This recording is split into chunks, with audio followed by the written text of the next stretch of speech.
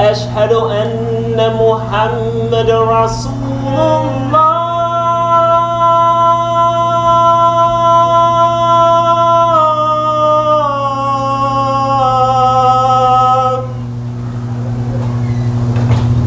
أشهد أن محمد رسول الله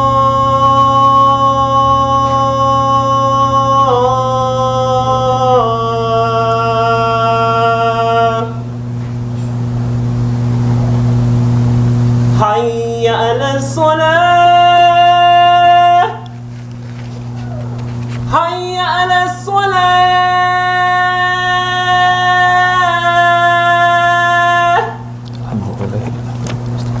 حي على الفلاح حي على الفلاح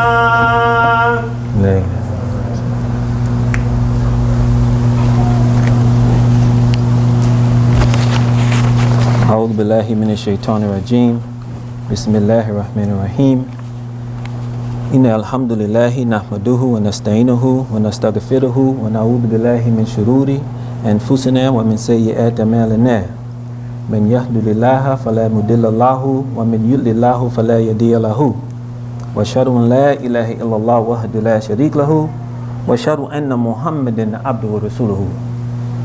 That is, we seek refuge with Allah from Satan, the rejected one. With the name of Allah, the merciful benefactor, the merciful redeemer. All the praise and credit belongs to Allah.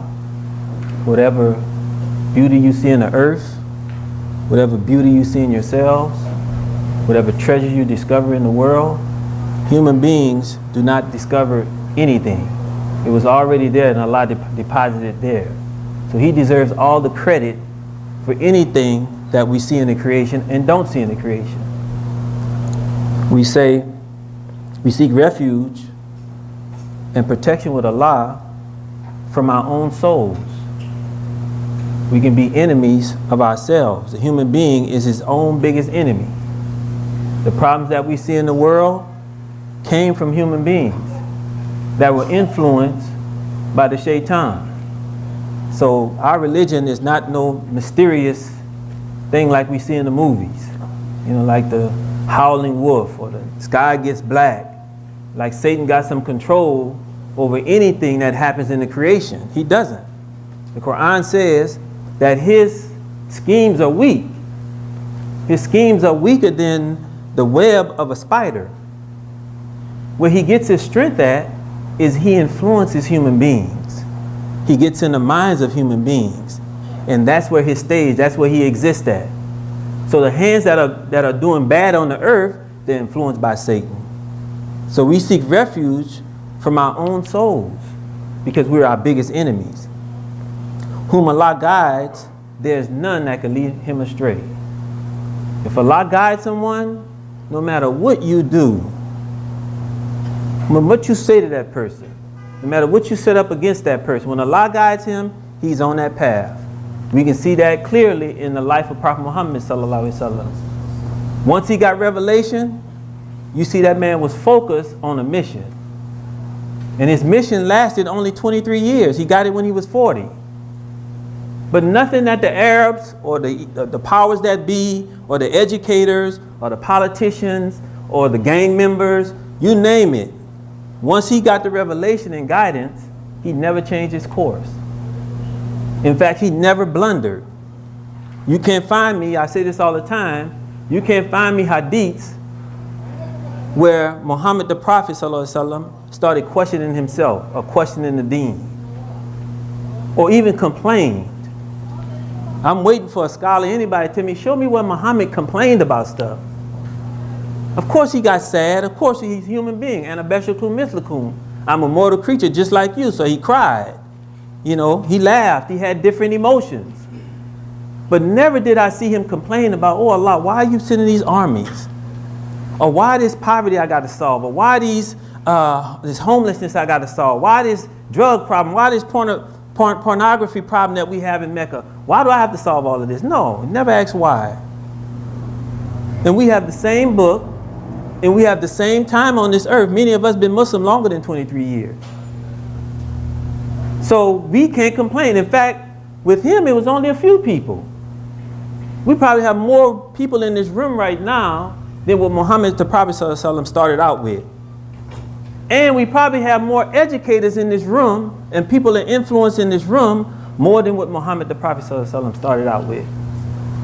What am I saying? We have no excuse as Muslims, as believers. Once you said La ilaha illallah Muhammad Rasulullah, it killed all excuses that we have and complaints.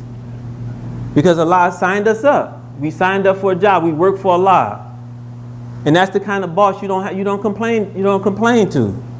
Of course you can take your grievances, your problems, you know, and the things that you experience. If you look at Muhammad the Prophet ﷺ, which amazes me, that this man buried most of his children before he passed away. And for any person that's a parent in this room, that's the worst news you can get. You know, divorce is one thing, but to lose the life of your child, I mean, that's devastating. Not one child, not two children, not three. Muhammad buried 5 of his children before he passed away, sallallahu alaihi wasallam. Never did he complain to Allah. So in 2018, we don't have no complaints. We got so much on our sides as Muslims living in 2018 in America. We have so much going for us. We have education, we have technology, we have so much things. We can make much more money. Yet something ain't happening right. Collectively, we're not changing things as we should. So inshallah, we're going to talk a little bit about, you know, this change. We say, Ashhadu an la ilaha illallah wahdahu la sharika lahu wa ashhadu anna Muhammadan abduhu rasuluhu. That we witness Allah is one, He is free from having associates, and we never separate or break from Him. And we witness that Muhammad sallallahu alaihi wasallam is His slave servant, His messenger, and the seal of the prophets. It was reported that Muhammad the Prophet sallallahu alaihi wasallam said that Buni al-Islam al-Khams, that Islam is built on 5. These 5 essentials that we build Islam upon. You have to have these as the foundation for your individual life and for our collective life to say that we have Islam. Let me repeat that. In order to say that we have Islam in our individual life, we have to establish the 5 pillars. In order to say that we have Islam in the society collectively, we have to establish these 5 pillars. There's no way around them. Today's talk is going to be about Hajj. Why is Hajj either aloof from us? Meaning that why don't we see Hajj in our everyday life? We see the other 4 pillars in our everyday life. We can reach out and touch them. When we say we take our shahada, we constantly trying to brush up on that. We constantly trying to get closer to Allah. We constantly reading the Quran. And when we look at the second part of that, Muhammad the Prophet ﷺ, we're constantly trying to emulate him. When we look at the prayers, we're told to make 5 prayers a day, so we can do that daily. When we give in sadaqah and zakat, before you leave, you're going to drop money in the box, right? That's your sadaqah and your zakat. Or you may see a homeless person. A person may come at you for money. Or You may have people in your family, which you're supposed to go to your family first. Your sadaq and your zakat. So we do that pillar also. And then when Ramadan comes, we can reach out and touch Ramadan. And it's not really Ramadan the pillar. Saum is the pillar. Ramadan is when we practice it. It's an obligation on us. But Saum is something that we do. Those of you do the Sunnah, you fast Mondays and Thursdays, right? That's what we do here at the Lighthouse. We have first Monday of the month that we do an iftar, right? So we're reaching out and we're touching these other pillars, but seem like Hajj, you're not involved unless you either went on Hajj or you're on Hajj. Outside of that, you're like, okay, what is Hajj for? I mean, what am I doing with Hajj? There's a lot of key things in Hajj. First of all, Hajj is more to do with Ibrahim than it is to do with Muhammad the Prophet ﷺ. That's a note you should take to your in your memory. That it's got more to do with Prophet Ibrahim alayhi salam and his family than it has to do with Prophet Muhammad sallallahu alaihi wasallam. The word Hajj in itself, and right now we have Saudi Arabia, Mecca, has over 2 million people as its guests on Hajj right now. And this is every year, right? That assembly keeps growing and growing. There's a lot of things that go on around the world that's diminishing because generations change, interests change. They did like the Million Man March one time here, and they can't even duplicate the Million Man March again. But Hajj is increased. They got to turn people away. They got to deny people because Hajj is a forever growing institution and ceremony. And the Quran states that it says when proclaim to the people the pilgrimage, they will come to you on feet in every lean camel from every walk of life. That's what we're witnessing right now in Mecca, Saudi Arabia. That people come from all aspects of the world as an invitation from Allah. La ilaha illallah Muhammadur Rasulullah. And they all going on pilgrimage. Hajj means to contend with, to argue, to dispute and overcome. So Hajj is an argument. What is Hajj an argument against? This is for our everyday life now. This is how we got to get involved with Hajj on every day of our life. Hajj is an argument against the isms that we're facing right now. The argument is displayed right now on Hajj season right now, what we see, but Hajj is an argument against culturalism. People want to raise their culture up high and fight with culture. Hajj is an argument against racism. It shouldn't be all black people just fighting for equality and racism. That's a Muslim fight. Prophet Muhammad sallallahu alaihi wasallam, you know the classical hadith. Many of you are educated in here. We got books. The classical hadith was that there's no Arab over non-Arab. There's no black over white. He settled that score. There's nobody in this room that petitioned to Allah, oh Allah, create me an Arab or create me a black man. Oh Allah, can you make my hair a certain texture? Oh Allah, can you give me a certain, can you really make my eyes a little bluer? Oh Allah, can you make me taller or shorter? None of us had nothing to do with our creation. And I'm pretty sure everybody in this room loved their creation. All of y'all got mirrors in your house, right? Some of y'all spend too much time in the mirror. So we all think we're beautiful. You should. Who gave you that beauty? You didn't even ask for the hair, the shape of your language. That had nothing to do with you. And the important thing is that Allah made you uniquely you. There's nobody like you. There will be no one like you. You are unique, just like the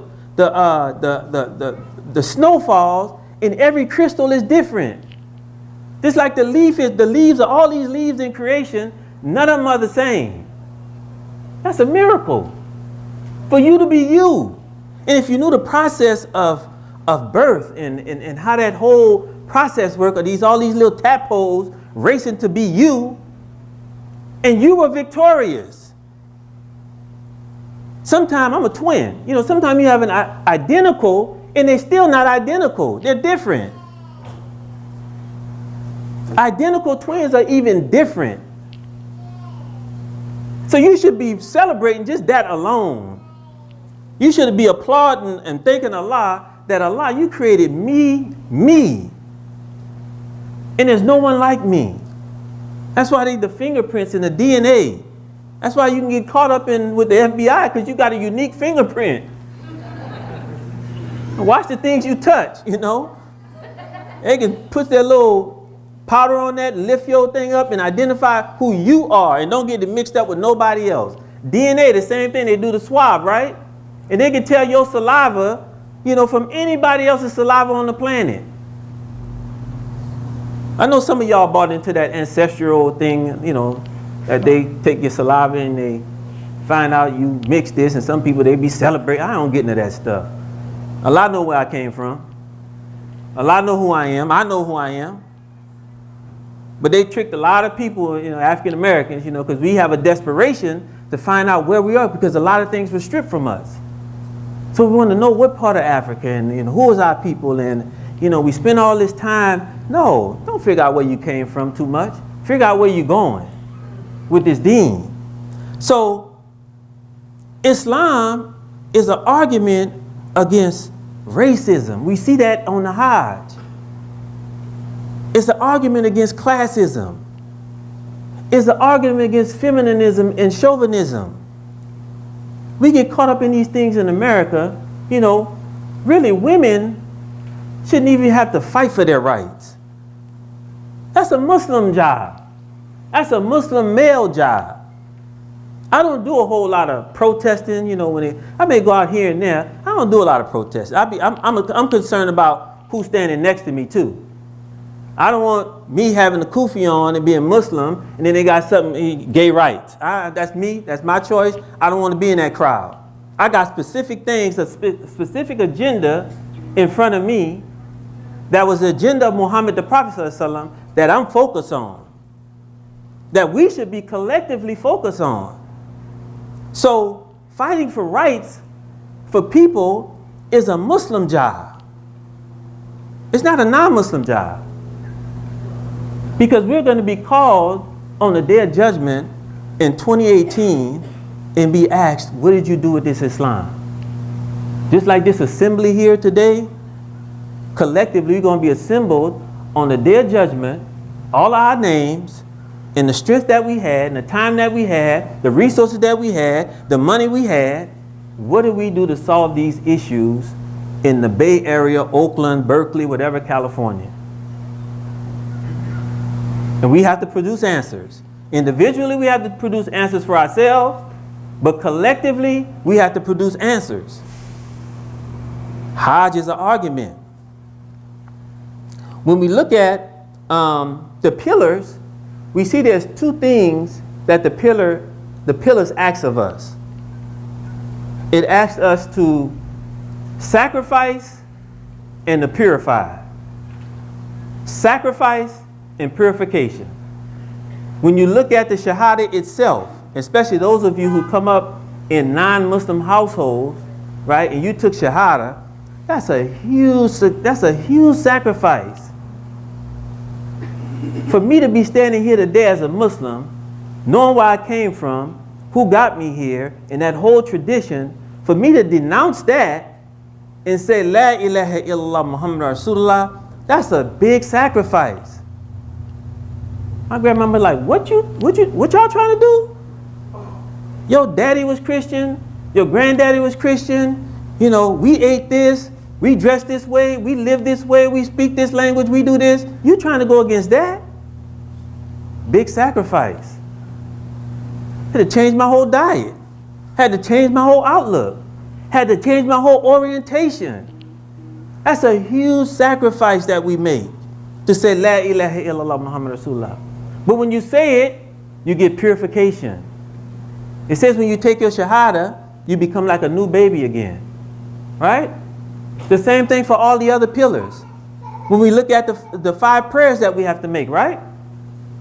That ain't no easy thing to do. If you tell people that don't know that you got to pray 5 times a day, they're going to think that's a problem. Like, y'all pray 5 and you got to wash up all the time? You got to put that in your schedule. And guess what? You got to do that the rest of your life. We can't take a break. You know, we can't consciously take a break and say, you know what, I'm just going to make 2 prayers today. You can't intentionally, you may only make 2 prayers a day, but that wasn't your intentions. I know the schedule in America, we workers. If you live in the Bay Area, you got 2 or 3 jobs. If you don't, I need to talk to you after Juma because we need to build a bigger masjid. But if you live in Oakland, Bay Area, California, you looking for pennies in your sofa trying to pay bills. I know I am. So prayer, right? You got to put prayer in that schedule where you're worrying about your bills, you're worrying about your food, you're worrying about your children, you're worrying about all these different things, but you got to pray 5 times a day. That's a huge sacrifice. To stop what you're doing, look at your watch, find a direction, wash up. It's a process. Get somewhere where you can face that direction, make certain movements, tap out, and then go back to what you were doing. That ain't no easy thing, man. And you know, again, if y'all got books, I ain't got to say everything, you know that it was really 50 prayers that we were supposed to make originally, those who know. The injunction was that your followers should be making 50 prayers a day. And the Prophet, so merciful, went back and bargained until it got down to 5. And he ran into Moses. And Moses said, no, you need to go back up there and ask for a reduction after the 5.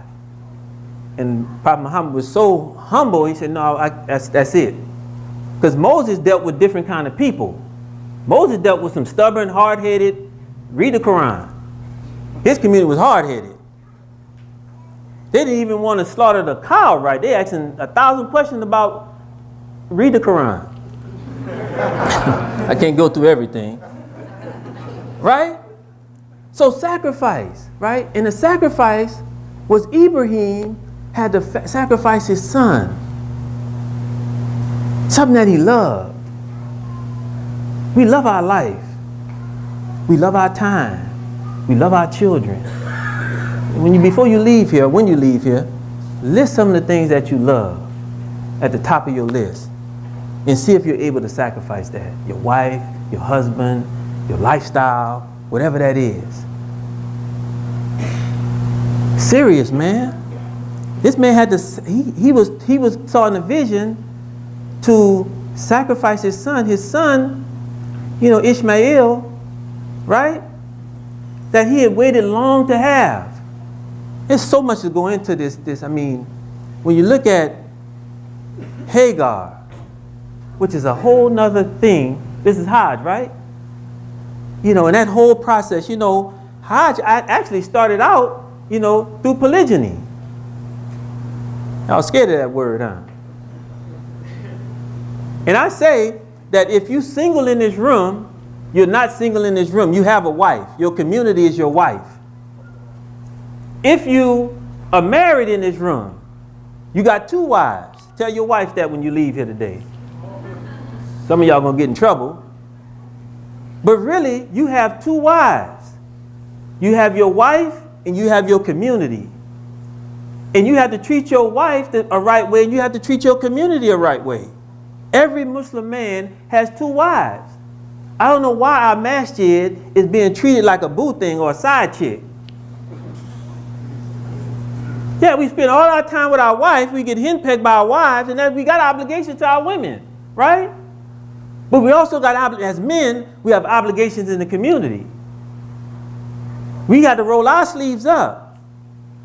There's things we have to do collectively as men. All these things are listed that Hajj is an argument against. This is our job. We can expect the women to do that. The men got to do that. So your other wife is your community, your masjid that you belong to. And you need to spend time with that community. You need to get with the people in that community and produce. Just like you do with your wife. You produce children with your wife. You produce everything with your wife. You got to produce stuff in this community. Else on the day of judgment, you're going to have nothing to show for it. Right? And when we look at Hagar, right, she was running between Safa and Marwa. Right? Very a great symbol. That here's a poor woman with a child that ran out of provisions and that's looking for nourishment, basic water, which most of the people that we pass by that are, the homeless population is growing a lot in the Bay Area, right? And these people need basic necessities, right? So here's a woman that's going from Safa to Marwa in search of water. She left her baby, she left the baby and went and running back. That's what the Saeeds are doing right now. The pilgrims are doing. They're commemorating her. What does that say for us? When we look at this society and how it's ran, we have extremes that people are running back and forth from. You have liberalism and conservatism. You have Republicans and Democrats. And you got these poor people, this been going on for years.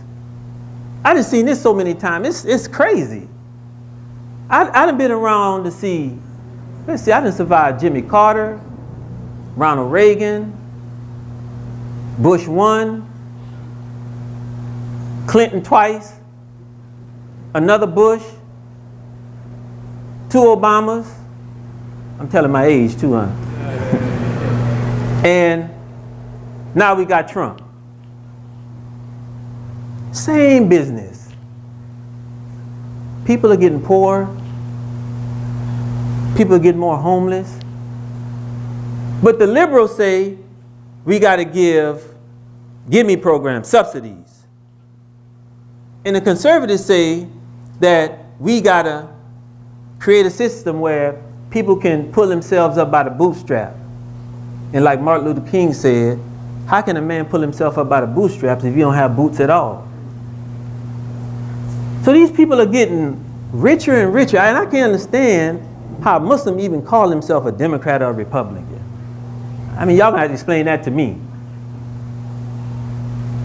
And I get in trouble when I say this, but I voted for Trump just for what he's doing right now. Making a fool out of himself in America. Exposing the real corruption. He's really like, Humpty Dumpty. Y'all know that story? That fell off the wall and they're trying to put him back together again. That's what's going to end up. That's how he's going to end up. And so people run from these back and forth to these concepts looking for nourishment, right? And they sink further and further. They get poorer and poorer. Muslims got to have a better plan for that. Lastly, there's so much to say to this.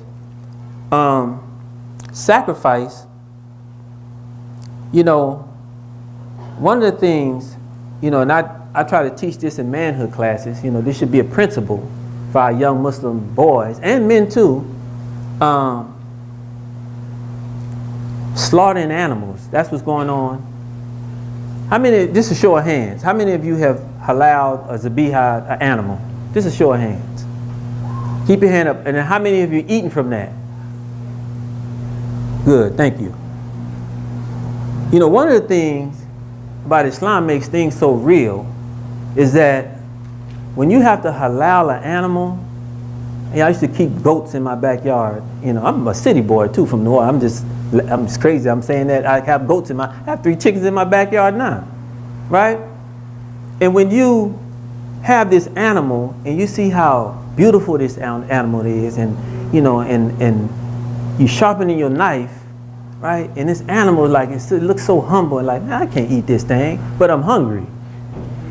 My kids got to eat, And if you have to, and we should take kids on a trip, and men. I seen a lot of men didn't raise their hand, but I seen a lot of vegetarians happen when people have to slaughter an animal and they have to eat from it, some people become vegetarians after that.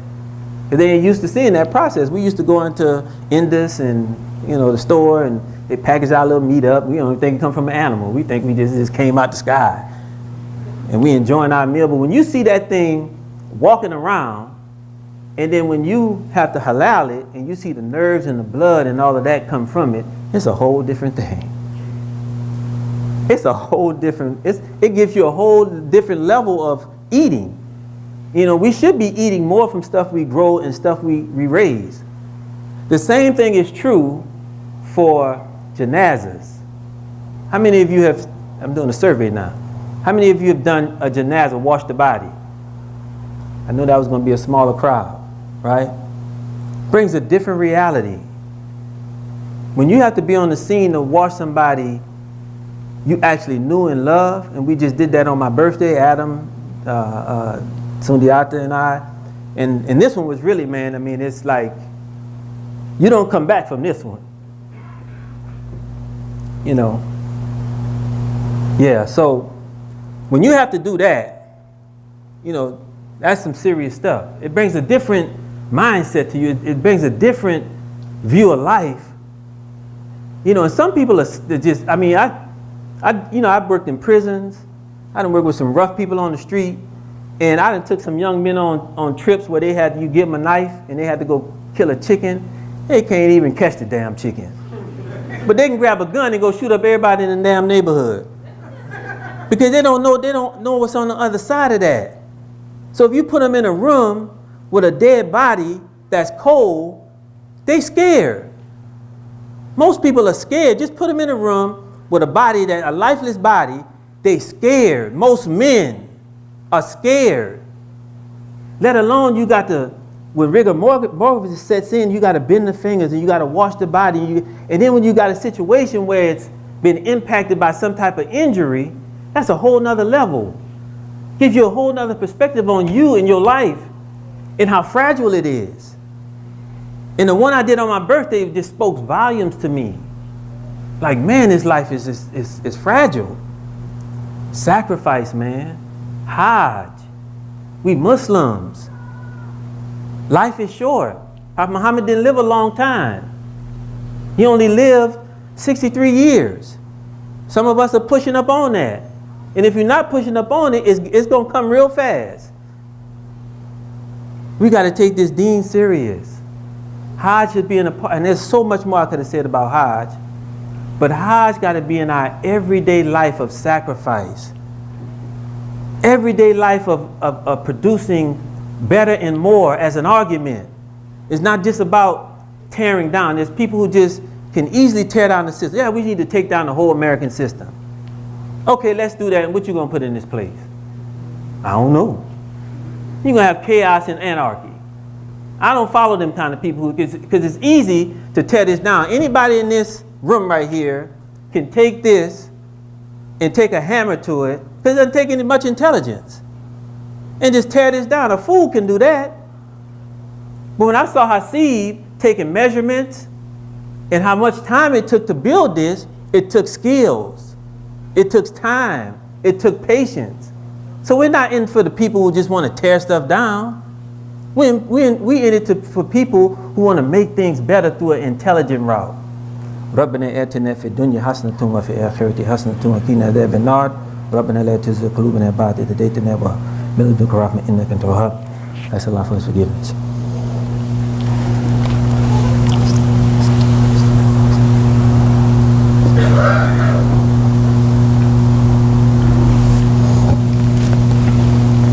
أعوذ بالله من الشيطان الرجيم بسم الله الرحمن الرحيم أشهد أن لا إله إلا الله وحده لا شريك له وأشهد أن محمدا عبده رسوله. And lastly, my brothers and sisters, the Quran says, take you the position of Ibrahim, the Mikama. The Mikama is a position that the pilgrims make after they circle the Kaaba 7 times counterclockwise, and then they stop in this station of Ibrahim, where Ibrahim footprints, it says, it's reported that Ibrahim footprints are here, big huge footprints, and then make these two sajdas, right? There's a lot to say about that. Because in Islam, sometimes we'll find ourselves in societies, we may have to go counterclockwise. We may have to go against the grain. We may have to go against the society.